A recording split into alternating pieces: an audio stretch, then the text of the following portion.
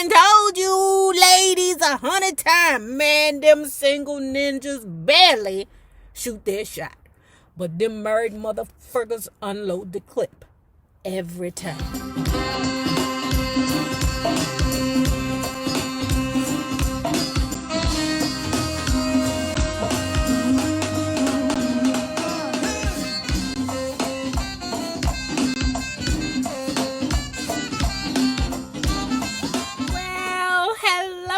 Bugs. Hello there, Bellas. If you have not already done so, please remember to hit the Patreon link below and or the join button here on the YouTube. And for a small monthly fee of $5, you babies, yes, you can be privy to all the shenanigans before the YouTube gets it. If the YouTube gets it, you like these, going over there to uptopbeauty.com.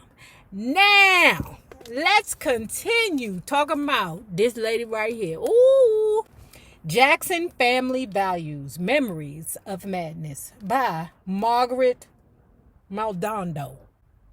She say her last name Jackson, but from what I understand, she ain't never married a ninja. My mind faded to black.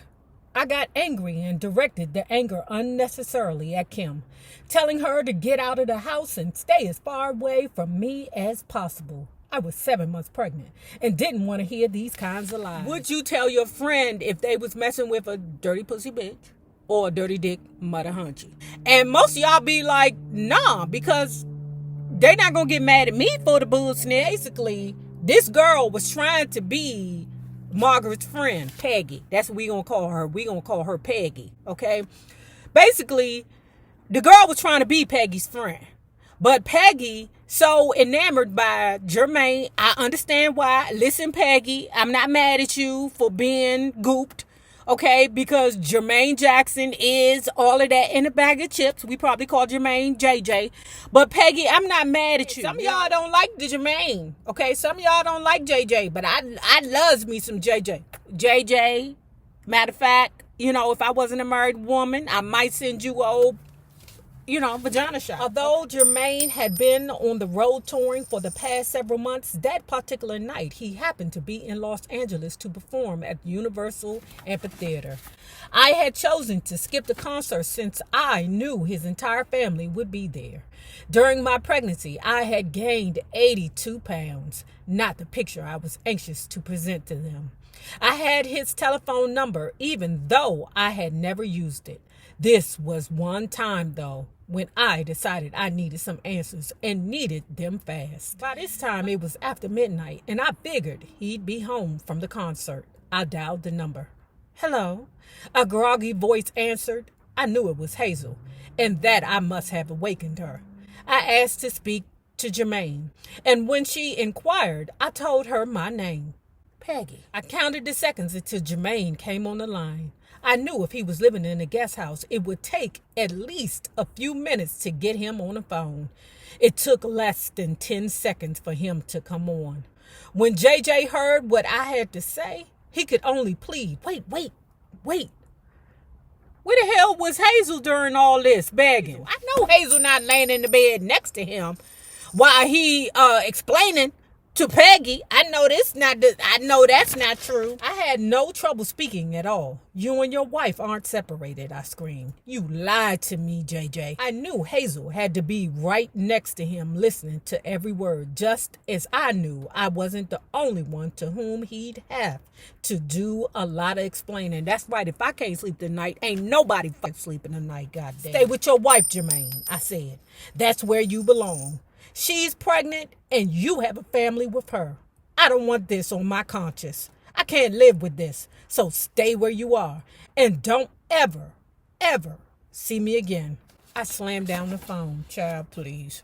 Enters the passion of dealing with a married man. Like I tell you, like I done told you ladies 100 times, man, them single ninjas barely shoot their shot. But them married motherfuckers unload the clip every time. Soon, Jermaine was at my door. I was so furious now that I couldn't say anything. He tried to explain. He told me he had fallen in love with me when we first met. Nigga, if these ninjas don't get a new line, oh my god. I fell in love with you. And I couldn't tell you at the time. I'm so sorry. It's the same line. Even JJ used the same line that Ray used round the corner. He said Hazel had gotten pregnant after she followed him to Hawaii while he was on tour, adding that she would do anything in order to save their marriage. What'd she do, JJ? What'd she do? Did she grape you? Because you know that's impossible for a man to get great. And all you ninjas down in the comment, I don't want to hear that bullshit about, oh no, a woman can grape a man. A man has to be turned on in order for him to perform. If he's not turned on, then there's no performance, brother. Oh, no, she graped me. Ain't nobody grape you, bruh. How you get graped? Bruh. He insisted they were still going to separate and continued repeating that the marriage was over in his mind, even though it hadn't happened yet. I accused him of lying to me again. What was I supposed to do? He asked. If I told you the truth, you would have left. Oh my God. Oh my God. I could see where you were going in your life. The last thing you needed was another mess. Unfortunately, he hit the nail right on the head. That was exactly what I faced. I still had feelings for JJ, but what he had done was irresponsible and unconsolable. I felt badly for Hazel, and even worse for myself.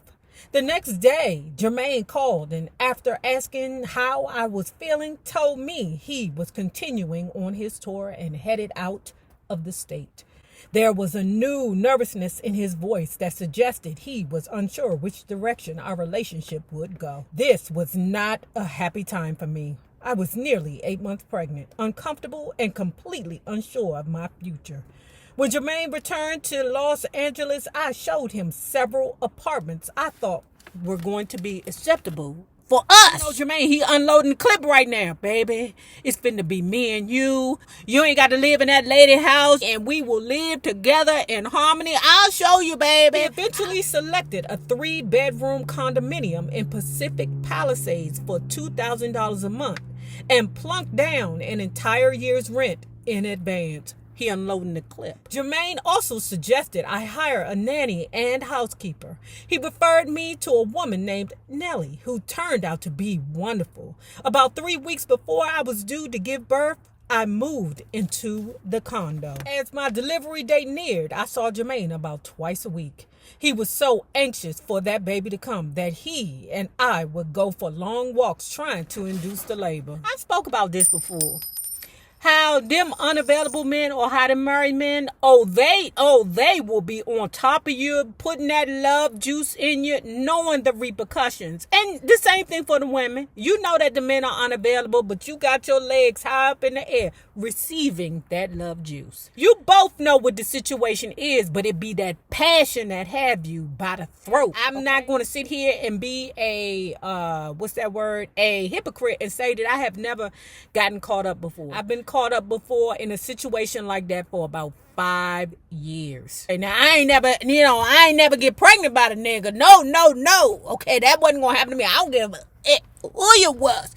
You're not gonna trap the Nay. That can't happen because I was still free doing my thing. Okay, I had serious feelings for the guy, but I was still doing my thing. Damn all that. You got your wife at home, and this is not a funny thing, and this is not anything that I'm proud of. I'm just saying, from me having that experience, that passion that you sometimes won't get from a single man, it just be having you by the throat, man. So anyways, around Christmas, she had a scare. She ran to the hospital. The doctor sent her home. Okay, I am so happy that I do not know the chills and thrills of pregnancy, because that shit will have me, oh no, doctor, you gonna get this baby up out of me. She went back and forth like twice. Okay, now she said during this day she don't know why her mammy decided to start getting in her ear about having a baby by Jermaine married to Hazel Gordy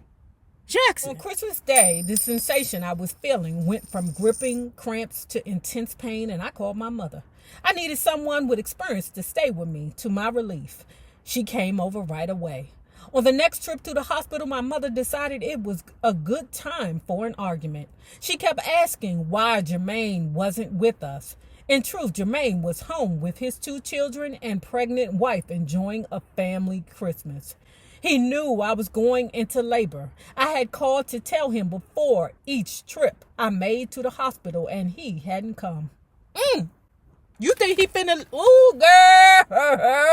Hold on. As the day progressed, I did speak with Jermaine, who said in typical Jackson fashion that he had arranged for a limousine to take me to the hospital when the time comes.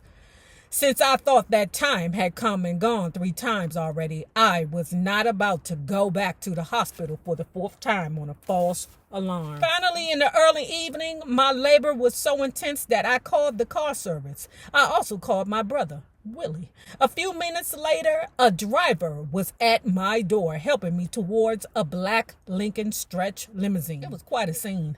Me in the back of the limo in excruciating pain with a total stranger driving up front.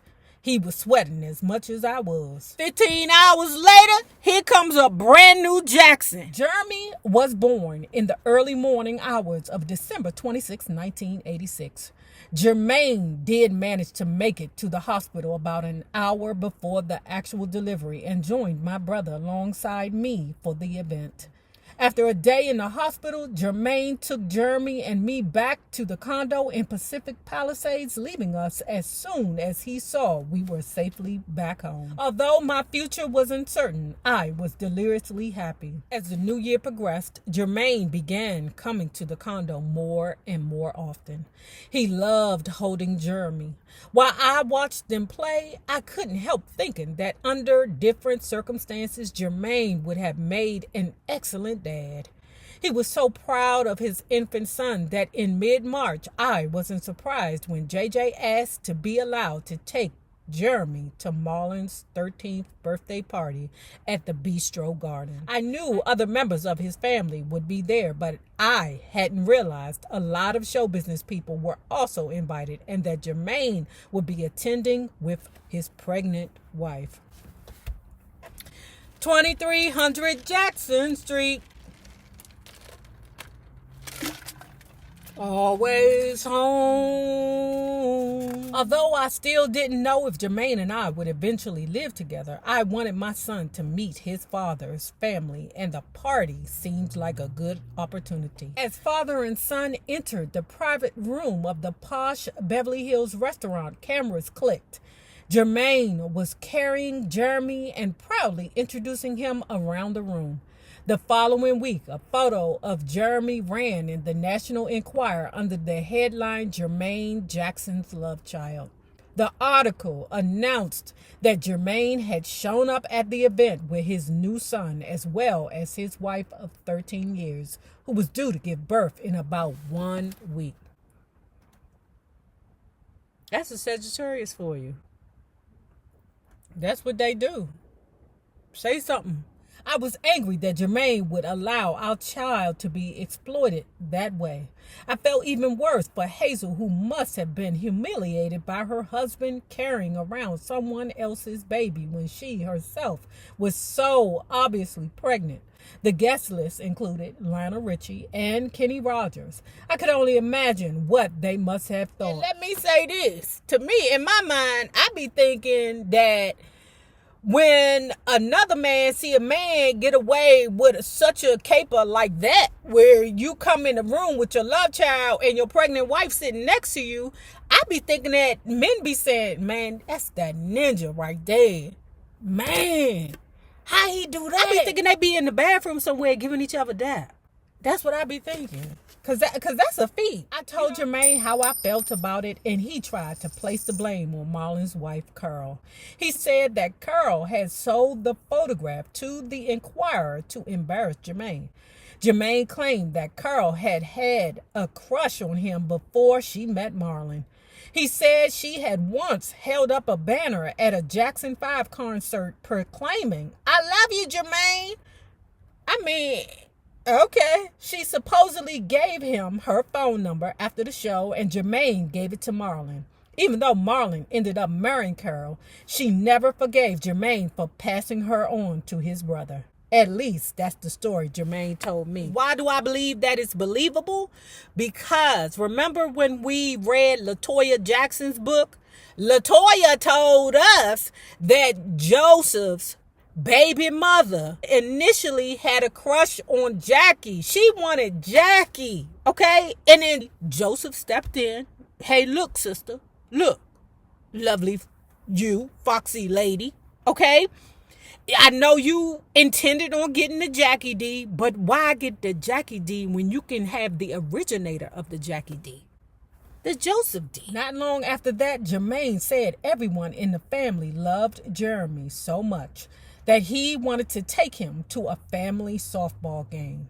I knew the Jackson brothers played in the show business league with other entertainers, so I said Jeremy can go. The day went by slowly as I waited for Jeremy to come home.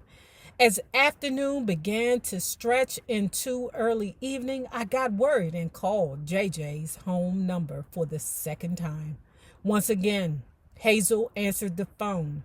I identified myself and said I was wondering if she knew where Jeremy was. He's right here, she answered, seemingly surprised that I didn't already know. She said Jermaine had left Jeremy with her and went off to play softball with his brothers. I couldn't believe what she was saying. When I explained that it was my understanding that JJ had taken Jeremy to be with his family, she answered that Jeremy was with his family, meaning Hazel and her kids. At that point, I had never met Hazel, and she didn't know me. But the two of us were about to have an interesting conversation.